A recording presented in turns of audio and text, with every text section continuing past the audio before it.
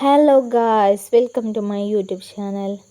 അപ്പോൾ നമ്മളിന്ന് കുറച്ച് ബീറ്റ്റൂട്ട് ഉപ്പേരി ഉണ്ടാക്കിയിട്ടുണ്ടായിരുന്നു ഉച്ചക്കത്തേക്ക്. അപ്പോൾ അതിൻ്റെ ബാക്കി വന്നതാണ്. എനിക്ക് ഫ്രിഡ്ജൊന്നുമില്ല വീട്ടിൽ, ഞങ്ങൾ വാടകയ്ക്ക് താമസിക്കുകയാണ്. അപ്പോൾ ഇതും കൊണ്ട് ഇന്നൊരു ലഡു ഉണ്ടാക്കാമെന്ന് വിചാരിച്ചു. അപ്പോൾ നമ്മളെങ്ങനെ ഉണ്ടാക്കുന്നതെന്നുള്ള വീഡിയോയിലോട്ട് പോകാം.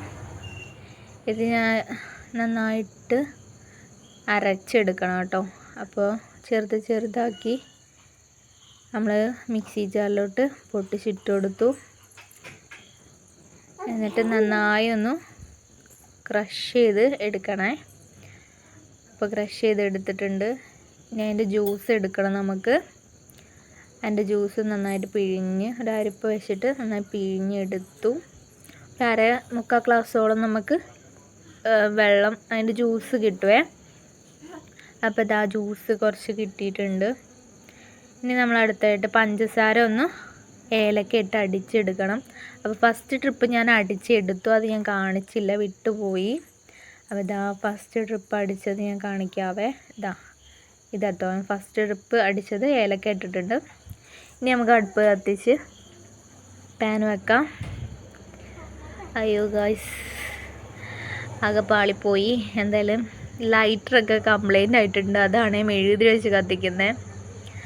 ഇനി ഇതിന് വേണ്ട ഇൻഗ്രീഡിയൻസ് പറയാൻ, 6 kg നെയ്യ് എൻ്റെ അടുത്തുണ്ടായി, അതെടുത്തിട്ടുണ്ട്.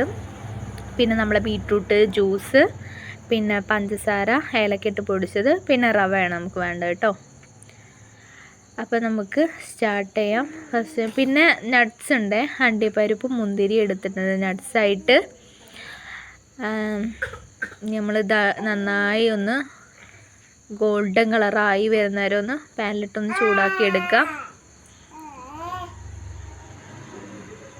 നല്ല ഗോൾഡൻ കളറായി വന്നിട്ടുണ്ട്. ഇതാ ഗോൾഡൻ കളറായി വന്നിട്ടുണ്ട്, നല്ലോണം പൊള്ളിച്ചൊക്കെ വരുന്നുണ്ട് കേട്ടോ. അപ്പം നമുക്ക് വേറൊരു പാനിലിട്ട് പാത്രത്തിലോട്ട് മാറ്റി വെച്ചു. ഇനി നമ്മൾ അതേ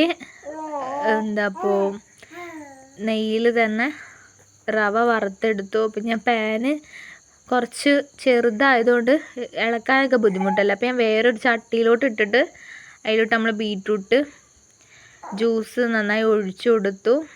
അപ്പോൾ നന്നായിട്ട് ഇളക്കി യോജിപ്പിച്ചതിന് ശേഷം ഞാൻ പഞ്ചസാര പൊടിച്ച് വെച്ചത് ഇട്ട് കൊടുക്കുവാണ്. അപ്പോൾ ഇട്ട് കൊടുത്ത് ഇനി നമ്മൾ അതിലേക്ക് ആഡ് ചെയ്യുന്നത് നെയ്യാണ്, 6 kg നെയ്യ്.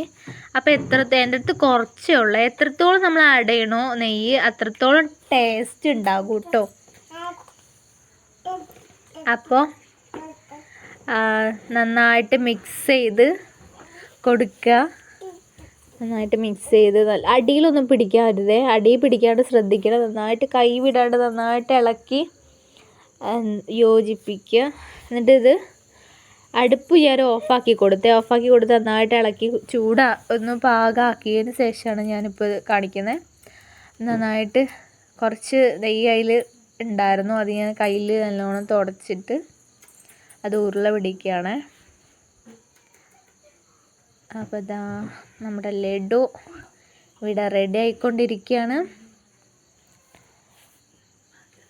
അപ്പോൾ ഗായ്സ് നമ്മൾ ലഡു റെഡി ആയിട്ടുണ്ട്. നമ്മളൊരു നട്ട്സ് എടുത്ത് വെച്ച് കൊടുത്തു, അണ്ടിപ്പരിപ്പ് പട്ട വെച്ച് കൊടുത്തത് അത് വെച്ച് കൊടുത്തു. ഇനി നമ്മൾ കംപ്ലീറ്റ് ഇതേപോലെ ആക്കി എടുത്തിട്ടുണ്ട് കേട്ടോ. എൻ്റെ സിസ്റ്ററും കൂടി സഹായിച്ചിട്ടാട്ടോ ഇത്രയും. അപ്പോൾ എല്ലാവരും ഇതേപോലെ ട്രൈ ചെയ്തിട്ട് ഫീഡ്ബാക്ക് അറിയിക്കാം. തെറ്റുകുറ്റങ്ങളൊക്കെ ഉണ്ടെങ്കിൽ ഒന്ന് ക്ഷമിക്കണേ, ആദ്യമായിട്ടാണേ.